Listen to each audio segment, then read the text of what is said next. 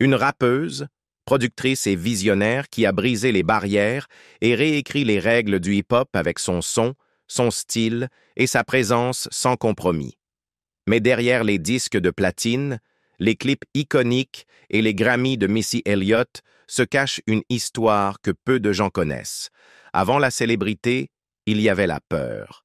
Avant la mode, il y avait la violence.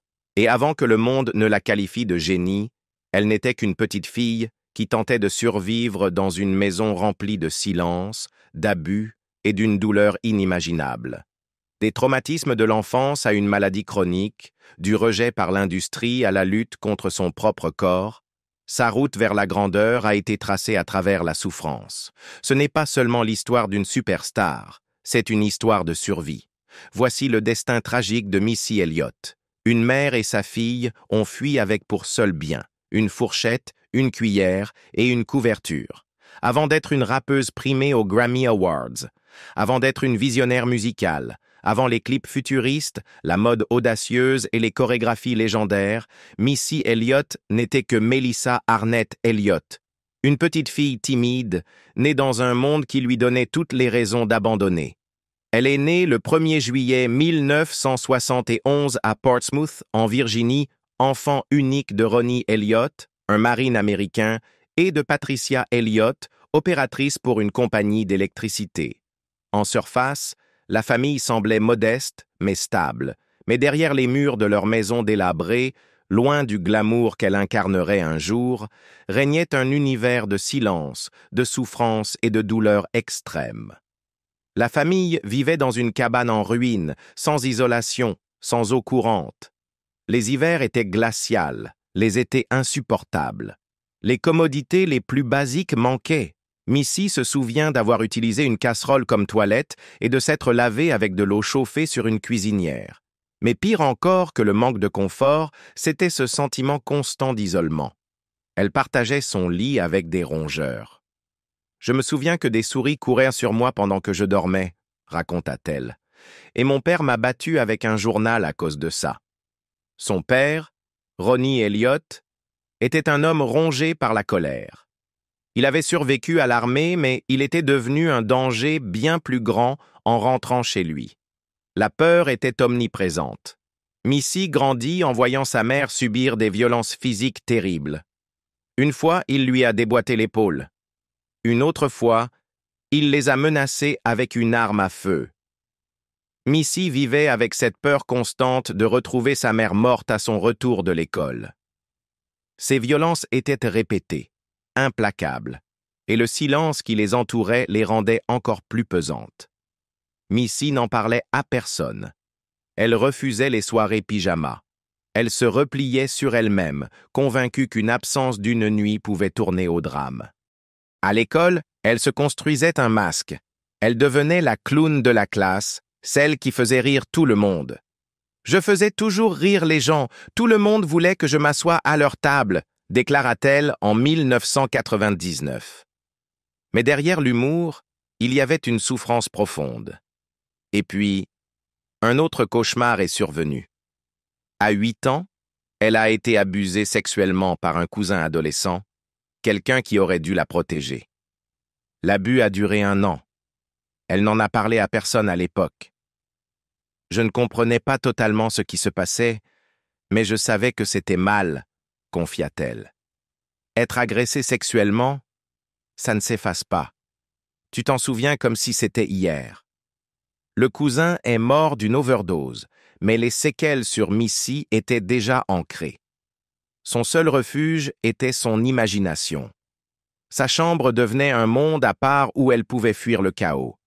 Elle écrivait des lettres à Michael et Janet Jackson, non pas comme une fan, mais comme une enfant désespérée qui rêvait d'être sauvée.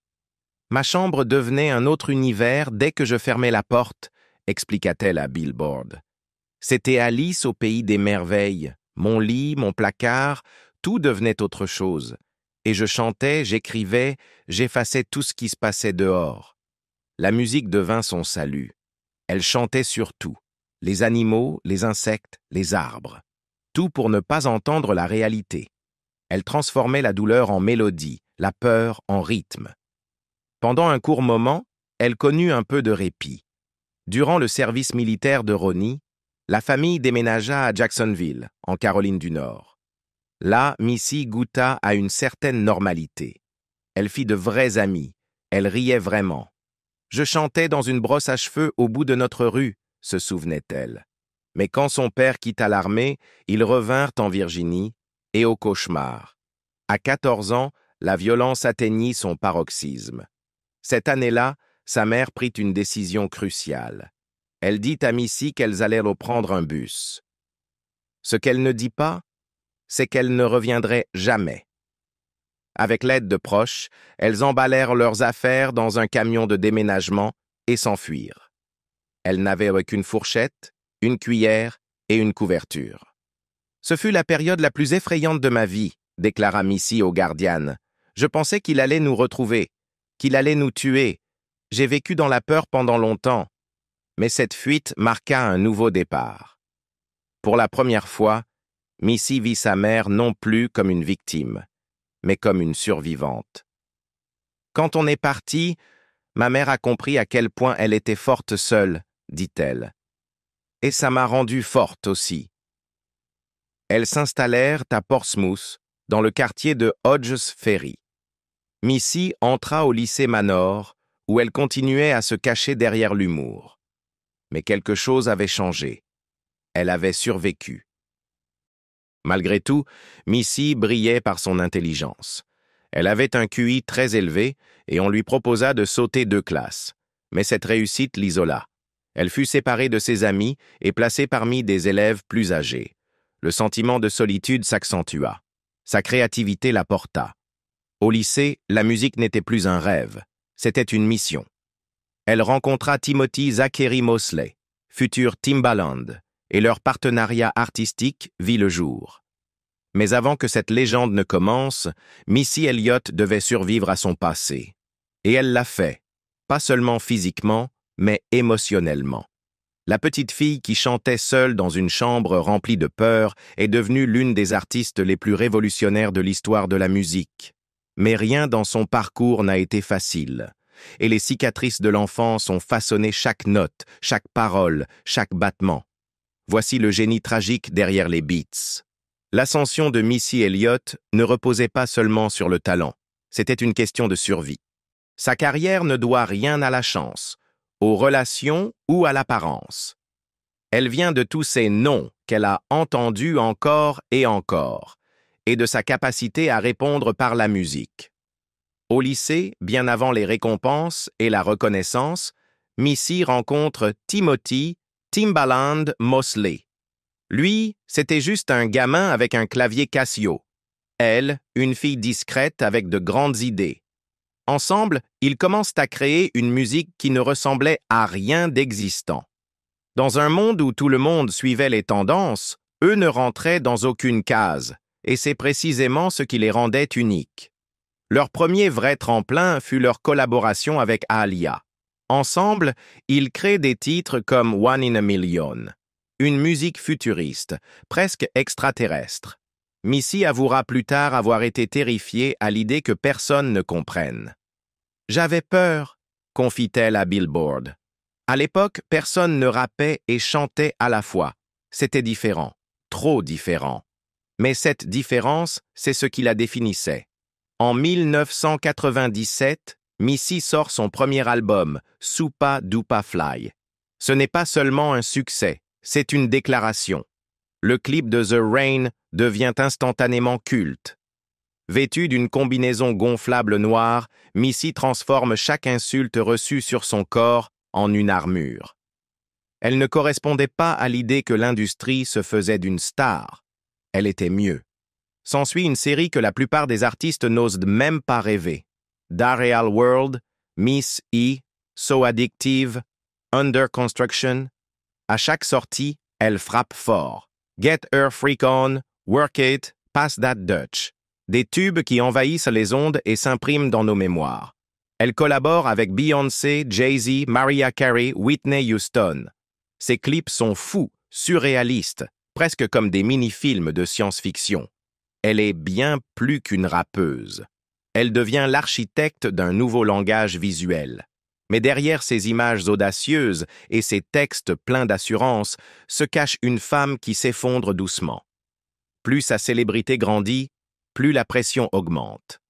Elle ne fait pas que sa propre musique, elle écrit, produit pour d'autres, accompagne de jeunes artistes et tente sans cesse de rester en avance dans une industrie dominée par les hommes qui ne l'a jamais totalement acceptée. En 2005, son corps commence à lâcher. En 2008, après une perte de poids rapide et des symptômes physiques incontrôlables, Missy est diagnostiquée avec la maladie de Basedow, un trouble auto-immun qui s'attaque à la thyroïde.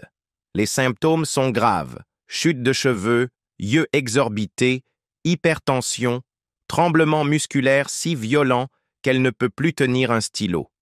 Un jour, elle a failli provoquer un accident de voiture à cause d'une crampe à la jambe qui l'empêchait de freiner. « Je ne pouvais plus écrire », dit-elle. « Je me sentais impuissante. » Ce même corps qui l'avait portée sur scène, qui dansait, qui performait, se retournait maintenant contre elle. Et l'industrie, qui lui avait déjà dit qu'elle n'avait pas le bon physique, se mettait à douter à nouveau. Soudain, Missy Elliott, l'esprit le plus novateur du hip-hop, disparaît. Plus d'albums, plus de clips. Beaucoup pensent qu'elle est finie, mais elle ne l'était pas. Même si elle s'éloigne de la scène, Missy ne cesse jamais de créer. Elle continue à écrire et à produire dans l'ombre, façonnant des tubes pour Beyoncé, Ciara, Monica. Elle se concentre sur sa santé, elle suit un traitement par radiothérapie, elle change son mode de vie. Peu à peu, elle se reconstruit. Elle en parle avec calme. Mais la réalité est bien plus dure. En 2015, lorsque Katy Perry l'invite à se produire au Super Bowl, Missy accepte. Et son retour ne s'arrête pas là. En 2017, elle sort I'm Better, un morceau épuré et expérimental qui prouve qu'elle n'a rien perdu de son génie. En 2018, elle apparaît sur Borderline d'Ariana Grande, conquérant une nouvelle génération de fans. Et en 2019, elle sort l'EP Iconology, accompagnée d'un clip vibrant pour Throw It Back, une célébration de son héritage, à la fois fraîche et pleine de défis. Cette même année, elle devient la première femme rappeuse intronisée au Songwriters Hall of Fame. Elle reçoit un doctorat honorifique du Berklee College of Music. Et les MTV Video Music Awards lui décernent le Michael Jackson Video Vanguard Award, une reconnaissance attendue depuis longtemps. Mais rien de tout cela n'efface ce qu'elle a traversé. Dès le départ, Missy a dû affronter l'obsession de l'industrie musicale pour l'apparence. Au début des années 1990, elle écrit et interprète un couplet pour la chanson That's What Little Girls Are Made Of de Raven-Symoné. Mais lors du tournage du clip, Missy n'est pas invitée. À la place, une mannequin mince et à la peau claire mime ses paroles. « On me disait que je pouvais chanter, écrire, mais que je n'avais pas le bon look », raconte-t-elle. « Ça m'a brisé le cœur, je ne l'ai jamais oublié. » Même après avoir prouvé qu'elle était une faiseuse de hits, les critiques continuent. On lui dit qu'elle devrait rester dans l'ombre. On se moque de son poids, de sa peau, de son style excentrique, mais elle ne change jamais pour leur plaire. Elle change le système lui-même. En dehors de la scène, Missy est à l'opposé du personnage flamboyant que l'on voit dans ses clips. En réalité, elle est d'une grande timidité. « Je rigole quand je suis nerveuse », avoue-t-elle. « Je gigote. Je joue avec mes mains. » Le seul endroit où elle se sent vraiment sûre d'elle, c'est sur scène ou en studio. « Dès que je monte sur scène, confie-t-elle au Guardian, je fais abstraction de tout. Je suis dans mon propre monde. » Un monde qu'elle a bâti à partir de sa douleur, de ses rejets, de sa maladie. Un monde où elle a transformé le traumatisme en rythme, l'anxiété en art et le silence en musique. Aujourd'hui, son héritage est incontestable, mais sa carrière est de bien plus qu'une succession de tubes. C'est l'histoire d'une femme à qui l'on a dit qu'elle n'avait pas sa place, qui a connu des effondrements physiques et mentaux, mais qui a continué de créer malgré tout. Missy Elliott n'a pas seulement survécu à l'industrie musicale, Elle l'a transformé. Et cette transformation a eu un prix. La maladie qui a failli tout arrêter. Au sommet de sa gloire, Missy Elliott semblait inarrêtable. Sa musique résonnait partout, à la radio, dans les clubs, à la télévision. Sa voix, son style, ses clips ont marqué toute une génération. Mais en 2005, alors que sa légende se consolidait, elle a soudainement disparu sans explication. Les fans se demandaient « Que s'est-il passé avec Missy Elliott ?» La vérité était bien plus dévastatrice que ce que quiconque aurait pu imaginer. En coulisses, Missy Elliott se battait pour sa vie. En 2008, après une perte de poids soudaine et spectaculaire, elle a consulté des médecins. Le diagnostic a tout bouleversé.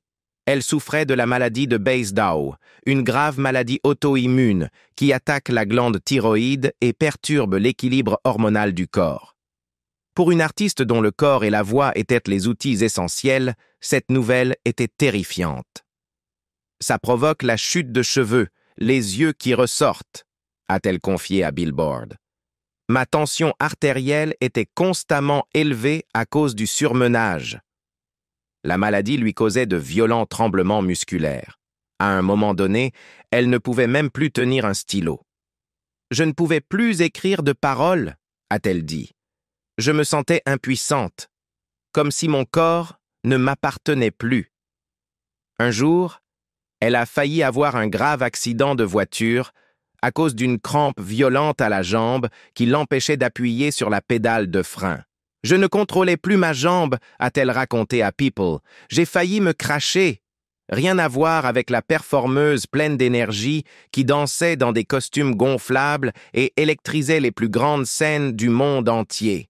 Désormais, elle était prisonnière de son propre corps. Elle ne voulait pas que le monde la voie dans cet état. Alors elle a disparu.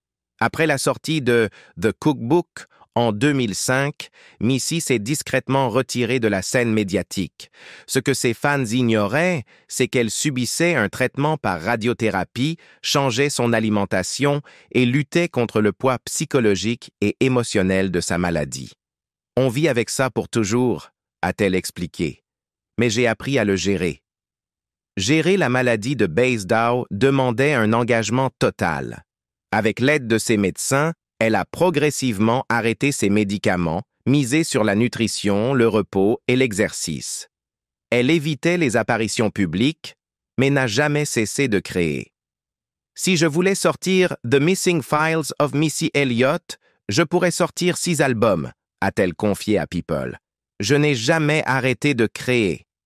Mais le poids émotionnel était plus lourd encore que les symptômes physiques. Missy a fini par révéler combien l'industrie l'avait épuisée. Elle n'était pas seulement la figure de proue de sa carrière, elle en était aussi l'autrice, la productrice, la chorégraphe, la visionnaire, pour elle-même et pour les autres. Les gens ne se rendent pas compte à quel point c'est dur de porter autant de casquettes, a-t-elle déclaré à Variety en 2021.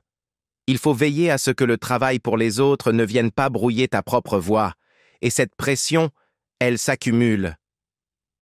En 2015, cette pression est devenue insupportable. La superstar Katy Perry l'a invitée à la rejoindre sur scène pour le show de la mi-temps du Super Bowl. C'était le grand retour de Missy après près d'une décennie d'absence, un comeback spectaculaire devant des millions de spectateurs. Mais quelques jours avant l'événement, Missy a fait une crise de panique si intense qu'elle a dû être hospitalisée. « J'ai paniqué », se souvient-elle. « C'était censé être une surprise. Et j'ai craqué. Je ne pensais pas en être capable. Mais d'une façon ou d'une autre, elle l'a fait. » Le soir du Super Bowl, Missy est apparue sous les projecteurs du stade, devant des milliers de spectateurs et des millions de téléspectateurs, et elle a assuré. Sa présence, son énergie, sa performance ne se sont pas contentées de répondre aux attentes. Elles ont volé la vedette. Je me suis dit, si je peux juste faire ce premier pas, le reste suivra, a-t-elle raconté à Billboard. C'est uniquement la grâce de Dieu qui m'a porté à travers cette performance. Ce retour était un triomphe. Mais il était le fruit d'années de douleur, de peur et de persévérance. En 2011, Missy avait révélé publiquement sa maladie dans une interview pour People. Elle y décrivait, sans détour, à quel point elle avait frôlé la perte de sa voix et de son avenir. « Je ne pouvais même plus soulever un stylo », disait-elle. « C'est là que j'ai compris, quelque chose devait changer. » Même loin des projecteurs, Missy continuait de travailler, écrivant des tubes pour Beyoncé, Ciara, Monica ou Fantasia. Mais elle se cachait. Pas par manque de talent, mais parce qu'elle ne se sentait plus entière. La maladie l'avait dépouillée non seulement de sa force, mais aussi de son identité. La maladie de Basedow ne pèse pas seulement sur le corps. Elle touche aussi l'image de soi, la confiance, le contrôle. Et pour une femme qui avait passé sa carrière à défier les normes étroites de l'industrie musicale, cette perte était particulièrement cruelle. Missy avait déjà enduré des années de critiques. On lui reprochait son corps, son originalité, sa différence. On lui disait qu'elle était trop noire, trop grosse, trop étrange pour réussir. Et maintenant, son propre corps se retournait contre elle. Mais elle n'a pas cédé. Elle a parlé ouvertement de sa maladie, brisé les tabous, sensibilisé le public. « Je me sens super bien », disait-elle à USA Today. « Je n'ai plus besoin de médicaments depuis plus d'1 an. Je gère tout ça avec l'alimentation et le sport. J'ai trouvé une forme de paix. » Avec le temps, Missy Elliott a repris le pouvoir. En 2019, elle est devenue la première femme rappeuse à entrer au Songwriters Hall of Fame. Elle a sorti l'EP Iconology, est revenue sur les scènes des cérémonies de remise de prix et a reçu des distinctions prestigieuses comme le Michael Jackson Video Vanguard Award. Mais rien de tout cela n'a été facile. À chaque performance, elle porte les cicatrices de ses combats. Mais elle incarne aussi la force, la résilience. La preuve que derrière l'image, derrière la musique, il y a une survivante. Le parcours de Missy Elliott est marqué par la douleur, la pression et la persévérance. Des traumatismes de l'enfance à une maladie menaçant sa vie, elle a tout affronté et a pourtant transformé à jamais l'industrie musicale. Son histoire est tragique, oui, mais profondément puissante.